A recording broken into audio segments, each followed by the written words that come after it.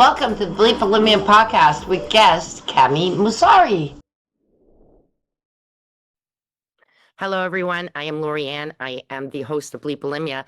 And today I'm so happy to have Kamy Moussavi with us. He is the founder of Step Together. He has a very interesting story, I think, that we're all going to enjoy listening to. So thank you so much for being here today. It's truly an honor, Lorian. Thank you. So here we go. My question always is, please tell us your story. So my story, I'm not sure how far back to go, but I guess start with the moment I remember my eating disorders even being an issue at all. Right. So I grew up as a typical overweight kid, right? My identity was the chubby kid who loved to eat, and that's how I identified myself, how people identified me, and that was that. On the surface, it looked like I was just a kid who loved to eat. But very quickly, I have this vivid memory when I was 13, where I had gone to a buffet with my parents and my brother. And it was this Chinese buffet where, you can eat everything you want. And I loved this. This was my favorite thing. And we were really, weren't well off financially. So going to a Chinese buffet was like a real treat for us. So I would go and I would load up on the wings, on the, everything. And so I had eaten too much and I came back home and my mom was distressed. She was like, "Oh my God, there's clearly like you can't have that much food in your stomach. You're eating too much. Let's do something about it." I was uncomfortable. And you know what? Let's go to the bathroom. I'm going to show you a trick. Oh. So yeah, it's in hindsight, it's shocking. At the time I was like, okay, cool, let's figure it out. And so that's the first time I learned how to make myself throw up, and she showed it to me and I did it and it was wonderful. And she was proud. She was like, amazing. You don't have the calories in your stomach anymore.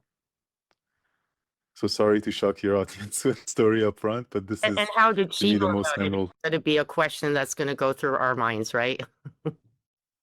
How did she what? How did she know how to do it is a question that comes to our minds. Well, that's the thing. I didn't know that she did this. To me, she had her own, like I would see her over at night. I would see her have, constantly be on diets. We used to call her calorie mom because she always talked calories. It made us like from an age of 7, I knew how to read calorie labels and all the nutrition facts, right? And she has a PhD in public health. My entire family's medical. Like that's, it's all the interesting story. But yeah, she herself, I know looking back, she grew up with a lot of stress. We came from Iran. She grew up during the war. She had a bunch of like all kinds of pressure you can imagine with the war, with the studies, with the parental pressure. And so this was her way of coping with things. She would binge, and then because she didn't be overweight, the standard of beauty of women, especially in Iran, is like you have to be very thin. Anything else not accepted. So she used to make herself throw up. Oh, poor thing. Whoa. And so then Yes, it's that's. you. Oh, sorry, I didn't hear the question. I said, so then it passed on to you. Yeah, and it was so subtle because I didn't realize it. I was like, I just learned the trick. I learned how if I overeat, I can just go throw up. And I kept doing this. It was like it was maybe once a month, and then it became once a week. And then it was just like there used to be so much shame associated with it at one point. Because I knew that like this is, especially as a man, it was a losing control. It was a sign of not having enough willpower. So then one end, I feel extremely ashamed that I eat and I don't have the willpower to stop, even though I really want to. Like from a young age, I've been in programs, Weight Watchers, Jenny Craig, all kinds of diet programs. And it's always like you have to have more willpower. You have to be able to follow this plan. Inevitably, I couldn't. Like I could do the whole day of eating and working out, and then somehow at 9 p.m., I just want to rush to the pantry or to the fridge. I used to go to the basement. I would wait until the parents were asleep, go in the basement, find all the, treats that my mom would hide. She would hide it so well, but of course, I had it so I could find it. And I would find the entire thing, eat it all in one shot, And sometimes I would make myself throw up, sometimes I wouldn't. But it would always, my experience of most of my high school years was ending the night in a food comatose. Wow. Oh my goodness. So then from there, I know that you made a big life change over time. Growing up, that's a difficult thing to grow up with. Me, it was from 18 to 48. So 15 years now without, and it's been wonderful. But I love the fact that you're there for people to help. But you were an engineer at one time. Yeah. So it's funny, in the Persian culture, either you become a doctor or an engineer. You have no other choice. And actually, I had the path of becoming a doctor, but to me, it didn't speak to my heart at that point. I'm very logically minded. I was very like system oriented. I love to build things. So I'm like, okay, let's go into engineering. Went to the software engineering path. I had seen a lot of success in California and Silicon Valley. I had even my own startups building VR games with the VR headsets. And I'm sure a lot of parents listening to this, they're like, "Oh no, not not that." Yes, the games like Gorilla Tag and all these things. I used to work on those. So yeah, I saw a lot of success there, but the dissonance was that despite being so successful in engineering, I still could not figure out how to deal with this constant yo-yoing up and down. Well into my mid 20s, I was still, I would run a marathon, then I would go to a like sushi buffet or some kind of, overeat in whatever way I could, and then same thing. Sometimes I would make myself throw up, sometimes I wouldn't. And it was just like it was extremely frustrating because it seems on the surface that it's a matter of willpower, right? And so how can I have so much willpower to put so much effort into one thing, but not in this case? Good question. So that's why I was like, no, actually, I don't know anything. I have to go figure out what this is. And to me, it was clear. Despite all the material success on the surface, I was miserable inside because I was still struggling with this food addiction. So I left it all behind. I was like, it's not worth it. All that, who cares? I have to go figure this out.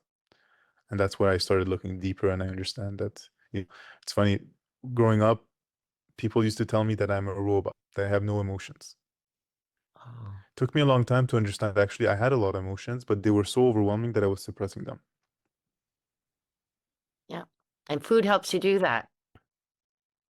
Absolutely. Food for me was the best suppressant. My memories of just I have so many memories of especially summers when there's no other distraction. I would just take a box of cereal, a gallon of milk, go to the basement, put on some guy playing video games. It's not even me playing the video games. Just some kind of distraction and stimulation. And a lot of parents, I'm sure they hear this and they're like, yeah, my kids do the same thing. It's just if you see them do this, it is a sign that they're suppressing something. They're dissociating. There is maybe something, even something as subtle as boredom. Boredom is a very frustrating and annoying emotion. You don't want to deal with it, so you suppress it. And so my favorite suppressant was food and technology. Wow. So where did you go from there? So you left engineering, and then where did your life take you from there? Throughout the years, I was vaguely interested in deeper introspective work like meditation, but from a productivity standpoint. I was like, if I do 20 minutes of meditation, my concentration is going to be better. I can focus better. I can do better work and be more successful. Then eventually it became, oh, actually, I have thoughts in my mind that I don't like. Let me try to control those. Let me try to suppress those. But when I left engineering for good, this last time that I did a couple years ago, I was like, okay, no, I need to go understand. I need to just sit down and understand what is going on. I was very resistant to any form of therapy or anything external, any help outside because of my own relationship with my dad growing up and him leaving the family and not me really. I had a difficulty with authority my entire life. So I had to go figure it out on my own. That was kind of like quest. So I went deep. I went to this, I was doing 3 hours of meditation a day, nothing complex, nothing too spiritual either. Sitting and trying to notice, trying to surface whatever might have been suppressed. And then this culminated going to a 10-day silent meditation retreat which the people who haven't heard of this, it's very simple. You go to a place, you're not allowed to talk to anybody, you're not allowed to even look at people in the eyes. All you do is they give you food, and it's amazing. It was a vegetarian menu, as little, as little suppressants as possible, just very clean, healthy. And all you do is for 14 to 16 hours a day, you either sit in a room or sit with a group, and you just pay attention to your body sensations. Wow. For the first couple of days, nothing. I was like, I'm an idiot. I'm sitting here just wasting my time. And all these other people, some of them are addicts, some of them are, in my eyes, complete lunatics. But some people were normal too, right? And I was like, what the hell am I doing here? Where did I go wrong? Why have I derailed so much that I'm putting myself essentially in prison? Right? That's what it felt like. But somehow around day 7, the dam burst open. Wow. I had so many memories of childhood, so many painful memories that just flashed through my mind, just like one after the other, constantly. And I was in a group of 100 guys sitting in the room and just pouring my eyes out and just laughing, just like hysteric. Because I was like, okay, finally. I I was so happy to finally have any emotion that released. Nice. And then I kept going down that path of better understanding what was it that I was suppressing, what was the emotional pain behind the eating disorder, and slowly working through that. I didn't have to focus on the food at all. I focused on the emotions and the mental health, and slowly the addiction just dissipated on its own. Nice. And that's true, because now you're becoming aware of what was causing it. So then focus on that, turned your attention away from food and more into healing, which is beautiful. So then you Yeah. started this step together. So tell us more about that. So that was a complete surprise to me too, because I on purpose didn't go into medicine because my brother did, and I was like, I'm gonna go find my own path. I'm gonna be successful as an engineer. And so it's a complete surprise to me that I came back into medical related topics, right? Even people's health. Like I was at a point, because I was so emotionally numb, I didn't care about other people's emotions or their mental well-being. I saw everything in a matter of productivity, and you have to be successful and everything. So it actually came to me by surprise. I have the story of how it came to me, and I published on a website. But to put it short, I was sitting in Venice at the edge of the city at night, and I was kind of lost in life. I was like, what should I do next? So I look up at the stars and I ask the stars, what's my path? And I hear this voice saying, take care of the kids and everything will work out. Oh, beautiful. I Beautiful, but I had no idea what that meant. It was a complete shock to me. I don't have kids. I want to have kids, but I didn't have kids yet. And I was still on my path of healing. So I'm like, what does that mean? But just a couple months later, while I was still healing, 2 kids appeared in my life who then they themselves were struggling with excess weight. And I started mentoring them.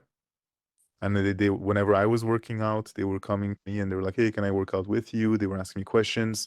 And so I started it just very organically like that, helping them. But I, as much as I put energy and effort into helping them, I couldn't do anything. They would follow what I say, but as soon as they would go back home to their environment and what was called emotional stress, Yeah. all just came back. And so it became just completely evident to me. I kind of knew it when I was a kid that the focus shouldn't have me. It should have been on my family environment and my mom herself, who had her eating disorder. But this made it abundantly clear. So then I started working with parents, and then it organically grew into this, which is our organization primarily works with parents to help create a healthy home environment so that their children don't suffer the consequence. That is absolutely beautiful. And you're right. While they're with you, they're in a safe space. So they're able to be comfortable. But yeah, going back into that environment that's really is the trigger, they definitely would go back to their trigger, food, if that's the Yeah. case, what it is. So that makes absolute sense. And how have the parents been taking this? Like, I mean, I know that some parents, I know my parents were in denial but me, it was a long time ago. This was before, more information came out and everything. It was in 1980s, right? Um, Early 1980s. So for my parents, it Mm. was very, something they could not understand at all, didn't even want to delve into to try and find out what it was while I was trying to do my research to find out what am I doing here. A lot of Mhm. stuff was on anorexia and a lot of stuff on bulimia, and there is a difference. Yeah. But anyway, the long and the short of it is, I mean, at one point, I wasn't bulimic, but I wasn't eating enough, and I was very active. So I'd gone down, I lost quite a bit of weight. And my mother says, if you don't gain weight, we're going to kick you out of the house. That was her answer. So this is why and there's parents who are in denial. It's not their fault. They didn't do anything. So how are the parents you're dealing with, how are they um accept, like, how do they accept this, or are they really accepting it? Is it hard for you to sometimes explain to them that their behavior needs to change in order for their children's behavior to change? It's almost always a shock when they come to us, and we offer a free nutritional therapy session with anyone who wants to work with us. Whenever they come to us, they're always looking for something very simple. Can you talk to my kid to get them to stop eating so much? Like, It's simple.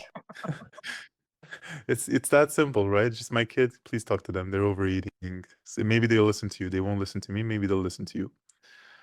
But that never works. So the reason I'm here to share this message is really to help parents understand that the change has to start with them. And it's not to put guilt or put the blame on them. It's just to simply understand that even if even if it's not entirely your fault, the person that your child should trust and learn from the most, my belief, is parents, right? Because their parents are with them 24. So all we want to do is give the parents the equipment, everything. Like, we don't want to work with you. I'm an engineer. I created a program that gives the transfer of knowledge and get parents to being the best role models they can in as little time as possible. Because I know that it's a long journey. It's not just a matter of a couple months and you're fixed. The way I like to see it is parents coming to us, they're on the Titanic, and they just need a couple degree of shift so that they reach their destination and don't hit the iceberg.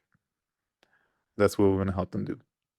That's So yeah, it's always dark. They're like, oh, okay, it's me. I have to do the change. Yeah, and like you said, it's not even just the changes, it's the understanding of their child too, because that's a lot of places where the wall comes between, where the parents can't understand the reasoning behind an eating disorder or why their child is eating so much. Some parents even don't even notice it because they themselves are overeaters, and so they're in denial of their own. So then their kid, some parents I've seen just let their children remain overweight because they're overweight, so they don't it doesn't trigger to them that their child is mimicking them, and you Yeah. need to help them out, not for them to be like, I mean, there's certain things I've always said, I sure hope that my kids don't inherit some of the things that I went through life and try and break the cycle. And I know I haven't through all of them Yeah. because I watch them and I see some of the things I didn't like in myself in them. But but I did my best to do that, right? And so it's not always successful, but I did personally, I admitted to my daughter when she was 10 that I had an eating disorder. I explained it to her. I told her, I pray to God that this never happens to you. And she even wrote a paper at her school about it on me. And she asked me if that was okay. And I said, Wow. absolutely, please do it. I want the other ones to be educated. So she did have an eating problem too. She overate. Her problem was that she was being bullied at school all the time. And so that, much like you, right? And that just, it what is it? I wouldn't say encouraged. It triggered her more to eat more. She's great now. She has learned how to eat healthy and maintain her weight and stuff. But she says, Mom, growing up obese, well, she wasn't huge, but she's 5'6", 200 pounds is a big girl. She said it was very difficult. It was very difficult, and it was very difficult to manage. So I'm loving what you're doing because if my daughter had said that she was being bullied, I think I would have wished to know that so I could have been there to help her and maybe get her help through it, right? Um, so I hope the parents out there who are listening, and even some of my listeners who might have children who are struggling to really, some of our patterns are not the right way, and that you have a specific program is fantastic. The core of it, it's this simple problem that we're solve. People have emotions, and there's a good way to deal with them, and there's the unhealthy way to deal with them. But you have emotion, you can't go life without. Like everyone's gonna get hit by a bus at some point or another, right? And children who are dealing with emotions, they don't know what to do with them. It's the parents' responsibility to teach them how to deal with their emotions. Before that, it's their responsibility to make it a safe space for them to come to them with their emotions, to make them feel like they are safe. Like the biggest experience that I had and most children have is I have an emotion. If I go to my parents, instead of feeling better, I'm actually going to feel worse. Either I'm going to get lectured or I'm going to overwhelm them and they're going to start panicking, or pick your option. But it's really this. A child needs to be able to come to their parent, and the parent has to do the work on themselves to have better emotional coping strategies that they can absorb extra emotions put on them. And it's not, sometimes parents who deal with their emotions with overeating, but oftentimes it's cigarettes, it's alcohol, it's pornography, it's work. That's a big one. We have a lot of parents who are like, no, I have no issue, but they're workaholics. They don't have time for their family, let alone kids. And the kid feels lonely, and the parents don't really know. You know, a lot of my coaches on the team, now I have a team and it's growing. It's everyone has their own version of the same story. Emotions that were unmet, and now the child has to go find a way to deal with them because you do. And a child doesn't really have much options. They either screens, scrolling on TikTok, going on Instagram, going, you know, drowning in video games, or food. And if you're unlucky, it's a combination of both because your brain loves the dopamine and the serotonin. When you combine food and technology, it's your happy place. It becomes very, very quick. It's instant. That's the problem. It's instant. Yeah. And you don't have to deal with any repercussions. You don't have to deal with the shame or the guilt or anything else that comes with potentially opening up your emotions and not being met the way you want them to be met. That is very true. And by the way, I was brought up like you too. My father was a little bit better. He would listen and he would try and help out. But with my mother, yeah, no, it was, when we were crying, what are you crying about? If you don't stop, I'll give you something to cry about. Like those things that people say are stories, they're real. But she Yeah. herself, I think she had a hard time dealing with her emotions because both her parents passed away when she was young, and she didn't have her mother there when she had her kids. And so there were a lot of things I understand. And her father was an alcoholic and was very tough father, whereas the mother was quiet. Anyway, the story is, I could see why Yeah. she's the way she is, but it didn't help me growing up. Let's put it that way. Yeah, it's the most important thing. What you're talking about is the first step of our entire process. When parents come to us, we spend a whole hour to understand. We don't even talk about the kid. We ask each parent, how was your childhood? How did you grow up? What was your relationship with emotions, with your parents, with food, with everything? Because most of your behavior gets wired from such a young age that it becomes subconscious. And then you repeat them throughout life without really realizing how it affects your partner, how it affects your kids. And that's what we want to break. We have to break that subconscious pattern that is leading to this. Because if you knew what it was, you wouldn't be here. You're here because it's something that you're unaware of, but your body's responding to it because that's how it learned from a young age, how to respond to it. That's So beautiful. that's the most important thing. To break, to give the empathy to their own parents. Your own challenges come from your parents. Your parents had their own challenges, and it's all the way back. It's true. So this is great information. And Kamy, would you be able to help people find you? Where would they be able to contact you? So it's very simple. The organization is called Step Together, and it's at steptogether.us. We also are all over social media. So if you want to go find us, what I recommend is parents go read the stories of the families and the people who work here. I am sure you're going to find someone who is going exactly through what you are. And hopefully that gives you some perspective, because that's ultimately what we want. Give you some perspective to understand why you're going through what you're doing. That's beautiful. Thank you so much. Really appreciate you being here with us. I really appreciate your message. Much. Lorianne, it's a pleasure. Thank you so much. Take care.